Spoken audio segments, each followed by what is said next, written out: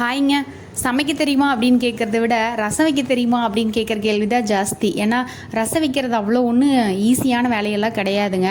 பார்க்குறதுக்கான சிம்பிளாக தான் இருக்கும். ஆனால் எல்லாத்துக்குமே டேஸ்ட்டாக வருமா அப்படின்னு கேட்டால் கண்டிப்பாக இல்லைன்னு தான் சொல்லுவேன். எங்கள் அம்மா வைக்கிற மாதிரி ரசம் சேம் அவங்க போடுற அதே மெஷர்மெண்ட்டு அப்படியே நான் போட்டு செஞ்சாலுமே அவங்க பண்ணுற மாதிரி இப்போ வரைக்கும் என்னால் பண்ண முடியறதில்ல. என்னென்னா ஒரு வேளை அந்த ஊர் தண்ணி டேஸ்ட்டு திருமூர்த்தி மலை தண்ணி டேஸ்ட்டுக்கு அப்படி வரும் அப்படின்னு சொல்லிட்டு நம்மளே சமாதானப்படுத்திக்கிறதுங்க.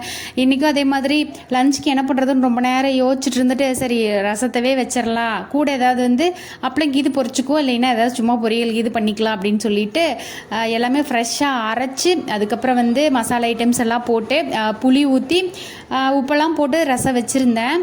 ரொம்ப மோசமாக இல்லைங்க, டேஸ்ட் ஓரளவுக்கு நல்லாவே தான் இருந்துச்சு. ஆனாலும் எங்கள் அம்மாவை இப்போ வரைக்கும் பீட் பண்ணவே முடியல. ஃபைனலாக கொஞ்சமாக கொத்தமல்லி தழை போட்டு ரசத்தை இறக்கியாச்சு. அவ்வளோதாங்க. Happy cooking. பபாய்.